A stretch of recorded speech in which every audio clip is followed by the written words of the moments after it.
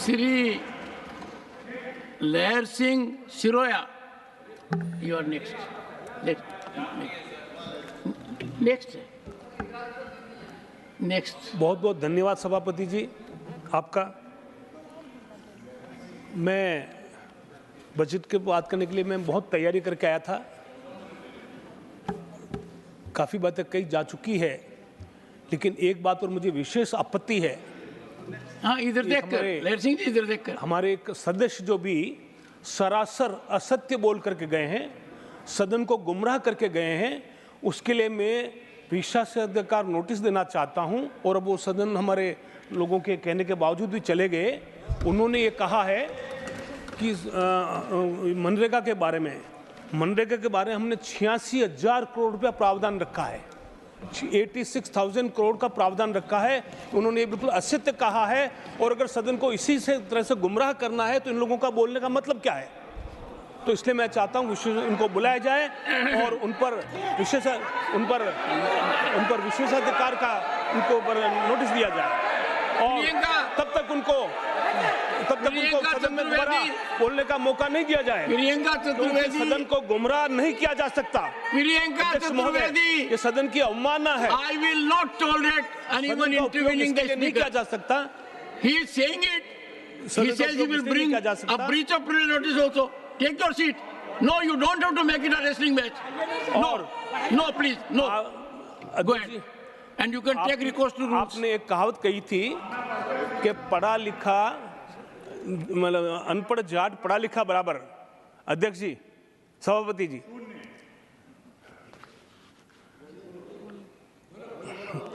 हाँ, लेकिन हम इन पढ़े लिखों को क्या कहें जब पढ़ा लिखा व्यक्ति जानबूझकर असत्य बोलता है, सदन को गुमराह करने का कोशिश करता है। इसका मतलब ये सदन का उपयोग इसलिए करना चाहता है कि वो देश को गुमराह कर सके। Look at me. Look at me. तो ये मेरा है। अध्यक्ष जी, मैं आपका आभार मानता हूं कि आपने। और एक बात सुन लीजिए, it is my privilege to look at everyone, but speaker has to look at me only. अध्यक्ष जी, सभापति जी, मेरा सौभाग्य है कि आप विराजमान हैं और आप मुझे बोलने का मौका दिया, उसके लिए मैं पुनः एक बार आपका आभार मानता हूं, क्योंकि मैं आवेश में आ गया था कि सदन को गुमराह करने की जो बात थी वो मुझे बहुत चुभी थी। मैं इस बजट का क्योंकि मैं कर्मचारी भी रहा हूं, छोटा दुकानदार भी रहा हूं और मध्यम श्रेणी का व्यापारी भी रहा हूं, तो इस बजट को मैंने अच्छे से पढ़ा है और मैंने इस बजट को जिया है। मैं इस बजट की प्रावधानों को मैं समझता हूं। इसके लिए मैं बहुत तैयारी करके आया था। मैं बताऊं कि मिडिल क्लास के लिए, गरीबों के लिए, इसमें महिलाओं के लिए कितना उसमें कहा गया है, लेकिन मैं इतना समय अब आप मुझे देंगे नहीं। और मुझे दुख इस बात का होता है कभी कभी, हमारे आदरणीय खड़गे जो आज भी नहीं है, उन्होंने भी शायद बजट नहीं पढ़ा और इन्होंने भी नहीं पढ़ा, क्योंकि उनकी बातों का खंडन तो राजीव शुक्ला जी और अखिलेश कुमार सिंह जी कर चुके हैं। और मुझे जो ये कांग्रेस जो है, ये ग्रांड ओल्ड पार्टी मानी जाती रही है, लेकिन मुझे ऐसा लग रहा है अब ये ब्रांड न्यू पॉलिटिकल पार्टी बन गई है, क्योंकि अब ये मार्गदर्शन जिनसे ले रहे हैं, भगवान इनका भला करे। अब ये कौन कौन इनको मार्गदर्शन कर रहे हैं और कौन कौन इनको वेल में खींच के ला रहे हैं, ये ग्रांड ओल्ड पार्टी का ये चरित्र नहीं हो सकता।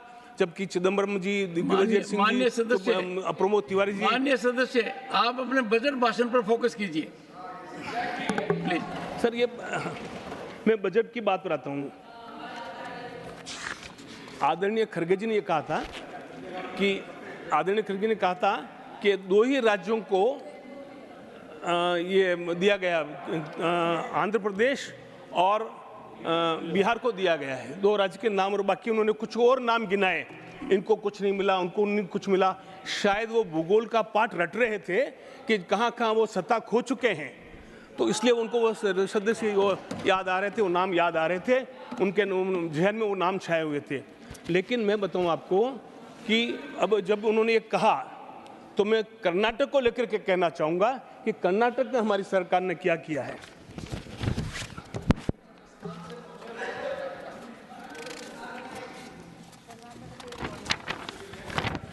राजस्थान तो बहुत से लोग पहुंचे हुए हैं। नहीं, रणदीप सुरजेवाला जी भी राजस्थान गए हुए हैं हरियाणा से, प्रमोद तिवारी जी भी राजस्थान गए हुए हैं। ये पूरा देश एक है। कर्नाटक नहीं, क्योंकि कर्नाटक की बात है ये, और मैं समझता हूँ कि आदरणीय खड़गे जी कर्नाटक की बातों को समझ जाएंगे जल्दी, इसलिए मैं कर्नाटक का उदाहरण दे रहा हूँ।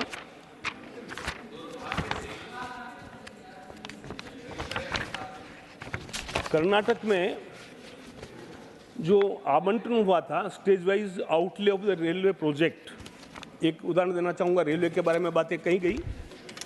कर्नाटक में 2009 से 14 तक में ईयरली एवरेज बेसिस पे 835 करोड़ रुपए 835 करोड़ भी स्पेंड किए गए थे 2009 से 14 में एवरेज ईयर में। और हमारी सरकार ने किए हैं एवरेज ईयर में 2023-24 में क्या एक साल में 7,561 करोड़। आप देखिए 9 गुना 9 टाइम्स, और इस बजट में और भी बढ़ा करके 7,559 करोड़ रखा है रेलवे का बजट में। क्या ये कर्नाटक को नहीं गया है आदरणीय सभापति जी? और मैं बताना चाहूँगा कि ये जो टैक्स का जो सिस्टम जो है आप ज़्यादा समझते होंगे, मेरे सदन के साथी समझ जाएंगे। टैक्स रिवोल्यूशन का जो है 2004 से 14 तक 10 वर्षों में 81,000 करोड़ दिया गया था। 81,000 करोड़ आप सब समझ लें और हमारे विपक्ष में समझ लें। और 2014 से 24 में 10 वर्षों में 2,95,000 करोड़ 2,95,000 करोड़ रुपीस दिया गया। और दूसरी होती है grant in aid form government of India.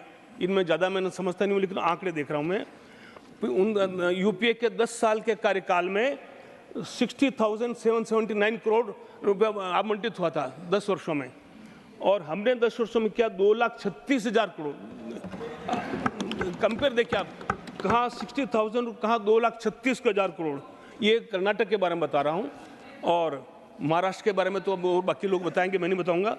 और ये जो release under special assistant sir, release under special assistant to the states for capital investment in Karnataka, वो 2020-21 में 305 करोड़ था, 2021-22 में 452 करोड़ हुआ, और 2022 में 3,399 करोड़ 3,399 करोड़, और 2023-24 में 3,879 करोड़, और 2024-25 में 2,006 करोड़, और ये उसमें कुल मिला के हमने 10,000 करोड़ रुपए दिए हैं।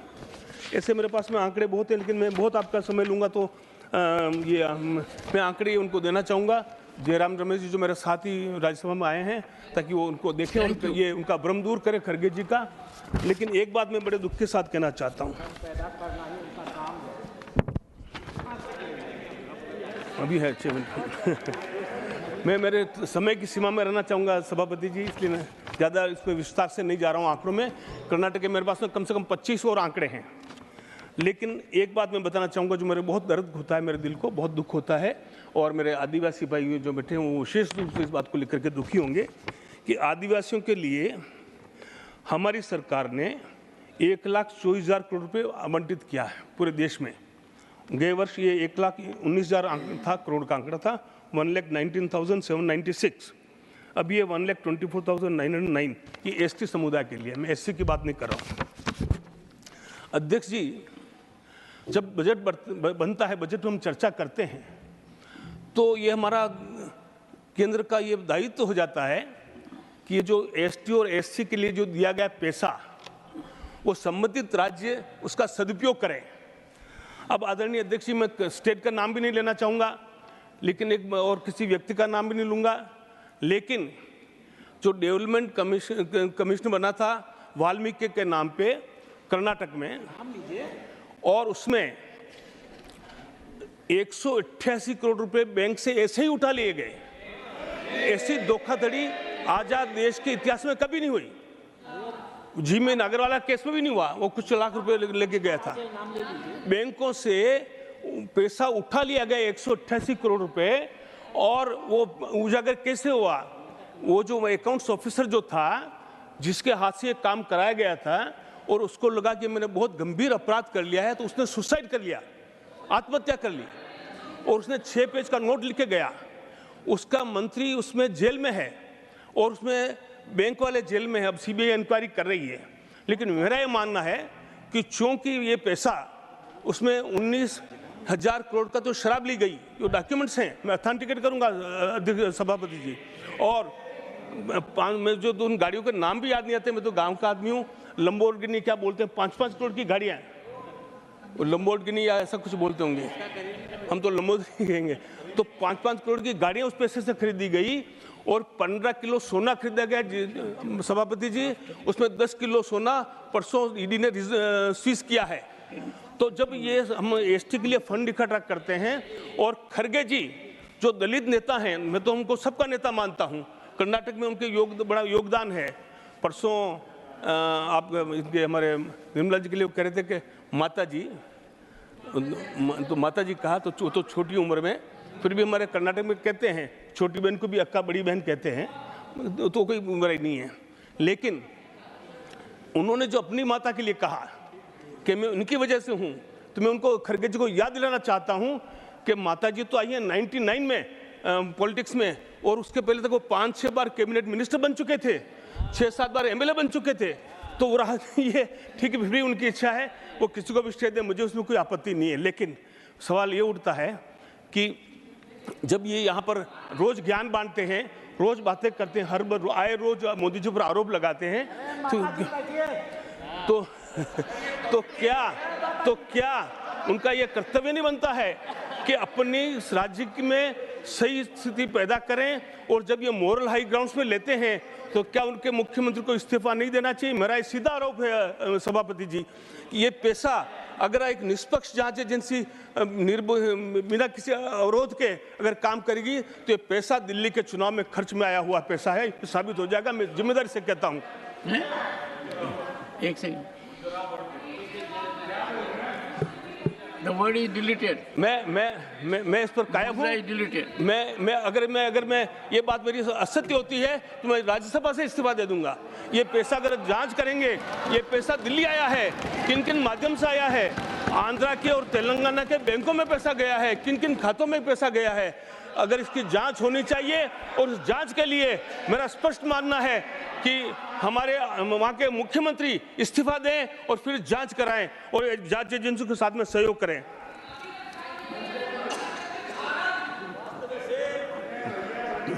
Please conclude now. हाँ नहीं sir, 2 minute sir please sir, मैं बहुत सीमित रख रहा हूँ, मैं अपना बहुत सीमित रख रहा हूँ, लेकिन 2 मिनट मैं, हाँ। और ये गारंटियों में जो पैसा, एससी के समुदाय का पैसा, एसटी समुदाय का पैसा, वो भी गारंटी में डाइवर्ट हो रहा है। और एससी पर हमने जो 1 करोड़ 65 लाख रुपये हम बजट में तो अलॉट करते हैं, लेकिन एससी का पैसा साभ्रांत महिलाओं को फ्री बस राइड के लिए उपयोग किया जा रहा है, अलग अलग गारंटी में उपयोग किया जा रहा है, बिना किसी बीपीएल लाइन के। तो ये हमारा भी ये देखना सरकार का फर्ज बनता है। अभी मैं एक लास्ट पॉइंट कर रखूँगा कि आरटीआई के लिए मैं कांग्रेस के, क्योंकि कांग्रेस मेरे साथी रहे और मैं यहाँ आने में उनका भी कहीं न कहीं वाया मीडिया आशीर्वाद रहा है, तो कांग्रेस को एक बात मैं धन्यवाद देना चाहूँगा कि आरटीआई का जो है 2005 में मैं सोनिया गांधी जी को श्रेय दूंगा कि सोनिया गांधी जी और राहुल गांधी जी ने आरटीआई एक्ट लागू किया। ये बड़ा एक गेम चेंजर था देश में। लेकिन हुआ क्या, एक आरटीआई मैसूर में कुछ लोगों ने आरटीआई निकाली, आरटीआई लगाई और कुछ डॉक्यूमेंट्स निकाले। उस डॉक्यूमेंट्स में क्या निकला सभापति जी? उस डॉक्यूमेंट में ये निकला कि वो किसी 1-1.5 एकड़ जमीन किसी दलित की थी, जमीन का मालिक मर चुका था, और जमीन का मालिक जब मर चुका तो उसके भाई के बच्चों ने वो मुख्यमंत्री के साले के नाम पे वो जमीन बेची, और उसके बाद में वो जमीन भाई ने मुख्यमंत्री की पत्नी को गिफ्ट कर दी, और उसके बाद में वो डोनेटिव होकर के उसके कंपनसेशन में मैसूर शहर के बीच में 14 प्लॉट, बड़े बड़े प्लॉट जो है, जो करोड़ों के संपत्ति हैं। और जब ये विवाद खड़ा हुआ, ये आरटीआई बैठिए मेरे पास नहीं। मेरे पास डॉक्यूमेंट नहीं। ऑनरेबल मेंबर नहीं, बट नीरज जी आप उनको बोलने दीजिए ना, आप क्यों डिस्टर्ब करते हो? डॉक्यूमेंट में और हो क्या रहा है अध्यक्ष जी, हो क्या रहा अध्यक्ष जी, आरटीआई वालों को वन सेकंड एक सेकंड बैठिए बैठिए, एक सेकंड बैठिए, लहर सिंह जी बैठिए बैठिए बैठिए बैठिए बैठिए बैठिए बैठिए बैठिए बैठिए। हाँ Digvijay Singh ji please. Point of order is, हाँ he is making a Please, specific okay, charge point of order. against the chief minister. If he has to follow the rules, and the rules are that he has to give in writing in advance to the chair. Has he given in writing to the chair, sir? Please give your ruling. सुने। Digvijay Singh ji has raised a very important point of order. This is already pending for my consideration, but with respect to this, Lehar Singh ji will authenticate all the documents.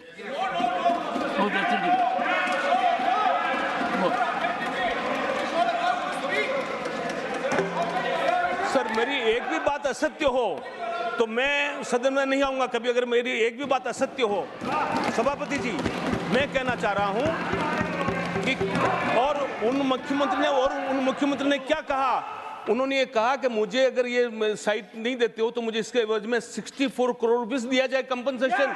एक मुख्यमंत्री अपनी ही सरकार से 64 करोड़ का मुआवजा मांग रहा है, अनसीन है।